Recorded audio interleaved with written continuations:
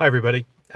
So I've been listening to Theresa May's statement to the House of Commons about the withdrawal agreement that she's negotiated. And I have to say, I don't think I've ever seen anything like it. It was savage in there.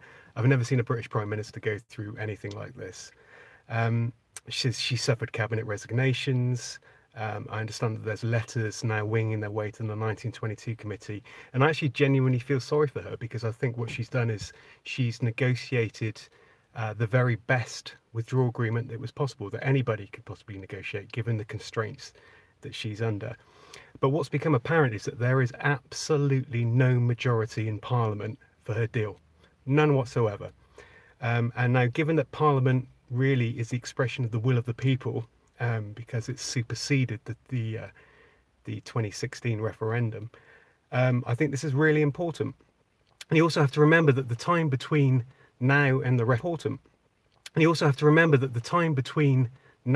referendum is pretty similar between the time between the 2015 and 2017 general election. So I think that's important for a point I'm going to make later. But this is a fascinating time, but it's actually quite depressing as well. So Anna Soubry, interestingly, has called for a government of national unity, for Article 50 to be suspended. She advocates that all parties come together and they work out a deal and then put it back to the people with an option to remain. She has a point, because the Conservatives are so riven with infighting. There is nothing that they could coalesce around. I think it's proven that that's absolutely impossible. So there's no deal that they could unite on. Now, whatever happens, I think it's important now that the government puts this back to the people, because this is so far removed from what was promised in the 2016 referendum. There's absolutely no mandate for it. And as I said before, the time difference between the 2015 and the 2017 general election is now pretty similar between the 2016 referendum and now. So, and also that the current parliament was elected in 2017. So that supersedes the 2016 referendum anyway, as the will of the people. And what Parliament is doing now is expressing that there is no, as representatives of the people, is expressing that there is no majority for the deal that Theresa May has negotiated. Now, it's simply not true that the assertion that it's either Theresa May's deal or there's no deal. The truth is, Parliament can do whatever it wants. If it chooses to, it can find a mechanism to make sure that happens, and to pretend otherwise is just a bluff. So now, a lot of people will say, well, if Theresa May's deal isn't agreed, then it means that we're going to crash out. And of course, crashing out would be absolutely catastrophic. We'd leave all the trade deals, all the mutual recognition agreements we have, etc., and via the European Union. And these are the things that enable us to trade with China, with the USA. Even though we may not have a free trade agreement with China and the USA, we do have a whole series of agreements with these countries that enable them to trade with us and us to trade with them. And so we'd be leaving all of those. It would devastate manufacturing, and a no deal in its truest sense would probably cost lives. It's a fact. It isn't hyperbole. It's a fact based on the best assessments that are out there.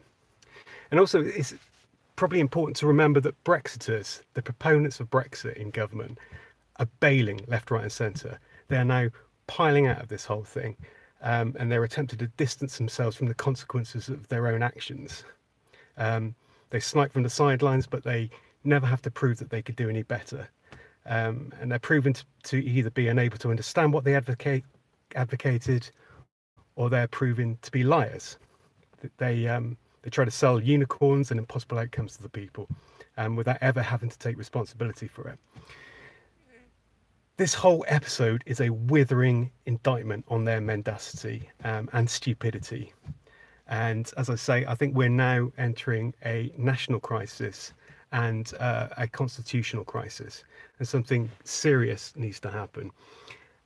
The only way out of this, I'll say it again, I've been saying this all along, is to put this back to the people. And I think there either needs to be Theresa May's deal put back to the people, with an option to remain, possibly a 3-question referendum with transferable votes, so that people can have the option to leave on WTO rules if they really, really want to do that, which I think would be insanity, but there you go. You don't want accusations that the Leave vote was split or there was some kind of betrayal there. Or, as Anna Soubry said, Article 50 needs to be suspended, which would need to happen anyway, but Article 50 needs to be suspended. A government of national unity comes together where they try and hash out some kind of agreement, and then that is put back to the people, again, with an option to remain. But whatever happens, it's clear now that Theresa May she's pretty much dead in the water. I think we are witnessing the end of Theresa May's premiership today. It is that serious. We are going to enter what could be a constitutional crisis, and yeah, scary times. So again, I'll say it again, please write to your MP, please email them, put pressure on them, do whatever you can to get them to understand that you want this question to be put back to the people, that you want the people to now have the final say and to be able to determine where the country goes from now. Cheers.